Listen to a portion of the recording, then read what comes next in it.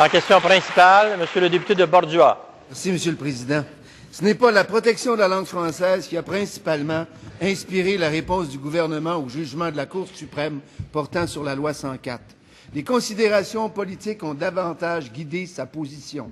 Les libéraux ont veillé à ne pas provoquer de mécontentement dans la communauté et la députation anglophone, de crainte d'affaiblir leur gouvernement. Pas moi qui le dis, Monsieur le Président, c'est Brigitte Breton ce matin dans Le Soleil. Sur cette base et en rejetant l'avis du Conseil supérieur de la langue française, les libéraux ont capitulé sans la moindre hésitation devant le jugement de la Cour suprême. Le gouvernement nous propose donc un projet de loi qui vient sanctifier le règne de l'arbitraire et créer deux classes de citoyens au Québec. Ceux qui observent la loi et ceux qui paient pour la contourner et pour s'acheter un droit à l'anglicisation de leurs enfants et de leur descendance. La ministre responsable de la Charte de la langue française peut-elle nous expliquer pourquoi elle a accepté que soit mis en place un système qui rend officiel le contournement de la loi?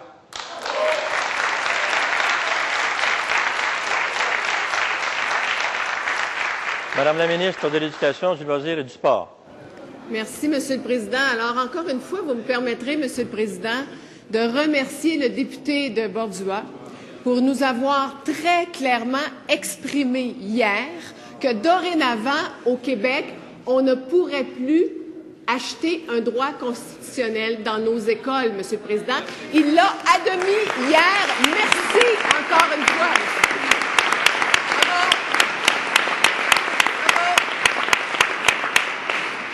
Et je lui dis d'ailleurs amicalement que je profiterai de toutes les occasions et de toutes les tribunes pour le remercier sincèrement de cet aveu.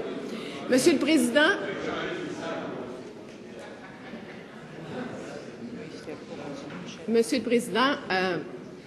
le député de Bordua doit aussi admettre que nous définissons ce qu'est le parcours authentique de l'élève et que cette définition du parcours authentique de l'élève, dans ce cadre d'analyse, répond en tout point aux critères demandés pour faire une étude en bonne et due forme, rigoureuse, sérieuse, raisonnable, mais qui restreint les mesures pour être capable d'avoir ce certificat d'admissibilité. Maintenant, qu'il le reconnaisse comme il a reconnu en achèvant le droit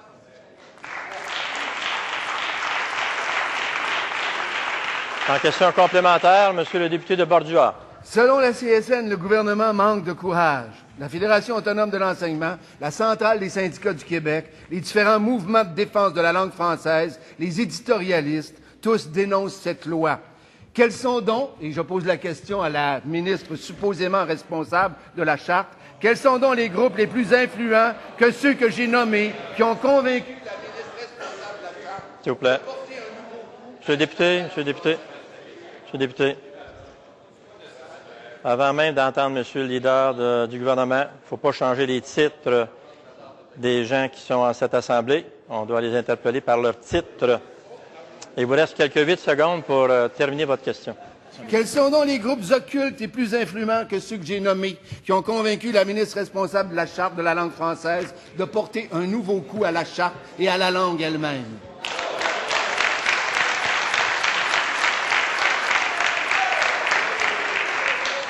Madame la ministre responsable de l'application de la Charte de la langue française. Monsieur le Président, les interventions du député de Bordua m'étonnent beaucoup depuis quelques jours. Parce que la solution qu'il propose, c'est-à-dire étaler la loi 101 aux écoles privées non subventionnées avec la clause dérogatoire, il n'en parle plus. Pourquoi il n'en parle plus? Parce que cette hypothèse, ils l'avaient analysée en 2002, Monsieur le Président. Ils ne l'ont pas fait. Ils l'avaient mis dans le programme de leur parti, Monsieur le Président. Ils ne l'ont pas fait. Et aussi, on peut peut-être dire que certaines personnes ont applaudi quand Monsieur Lucien Bouchard a dit en 96, si on applique la clause dérogatoire, nos adversaires pourront dire, voici des gens qui imposent une mesure législative. En terminant. Voici des gens qui imposent une mesure législative. C'est terminé, Madame la ministre. C'est terminé.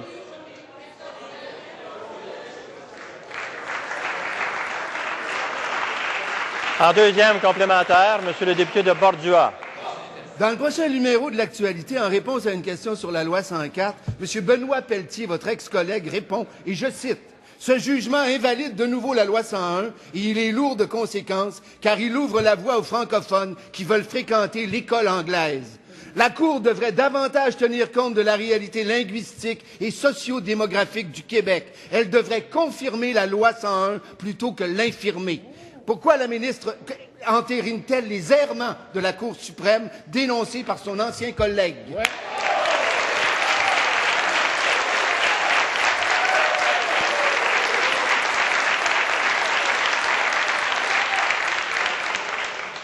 Madame la ministre responsable de l'application de la Charte de la langue française.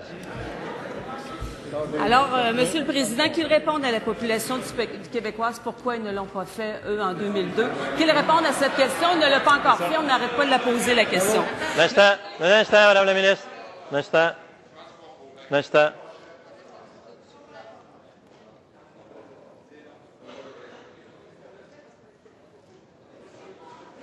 Madame la ministre, vous avez la parole. Qu'il demande à Bernard Landry, qu'il demande à la chef de l'opposition officielle, qu'il demande à la députée de Tachereau, qu'il demande à la députée de Rosemont, qu'il demande à tous ceux qui étaient là à l'époque s'ils n'ont pas analysé cette situation-là. Qu'il leur demande et qu'ils viennent nous répondre. Un instant, Madame la ministre. Madame la ministre, un instant. Nous avons peine à vous entendre. On va prendre le temps qu'il faut pour entendre la réponse. Madame la députée de Matapédia.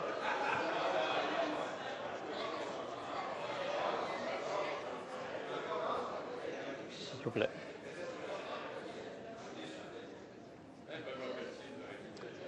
Monsieur le député de Richelieu.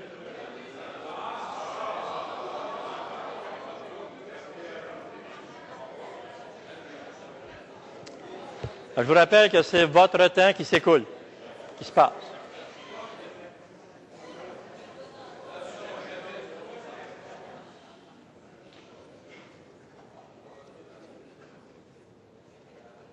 Madame la ministre. Monsieur le Président, il y a également dans ce projet de loi d'autres mesures dont il ne parle pas, dont il ne parle jamais. Les amendes, par exemple, qui pourront aller jusqu'à 40 000 $, Monsieur le Président. Des mesures pour les universités et les collèges, des mesures pour les municipalités pour renforcer et valoriser le français. Aussi également, nous ouvrons la Charte des droits et libertés de la personne, Monsieur le Président. Bravo.